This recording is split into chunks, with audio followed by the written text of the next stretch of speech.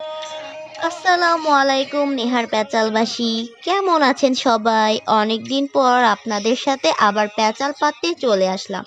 অনেক দিন ধরে মানসিক আর শারীরিকভাবে অসুস্থ আর ভীষণ বিরক্ত, তাই সব কিছু ভুলে একটু মন ভালো করার জন্য চলে গিয়েছিলাম নুডলস রান্না করতে।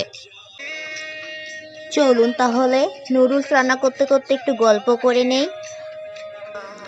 প্রথমে তো আমরা ডিমটা ঝুরঝুরি করে নিয়েছি, তারপরে পেঁয়াজ, গাজর, কাঁচামরিচ সব কিছু দেওয়ার পরে লবণ, তারপর সস, তারপরে হচ্ছে হলুদ। একটু আমি হলুদ দিই, কারণ হলুদ দিলে একটু সুন্দর কালার আসে, এই জন্য আমি হলুদ দিই।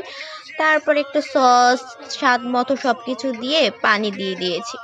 তারপর সেটা কষানো টাইপ করার পরে পানির মধ্যে সুন্দর করে পানিটা মিক্স করে নিয়েছি, যাতে সব ধরনের মশলাটা সুন্দরভাবে থাকে।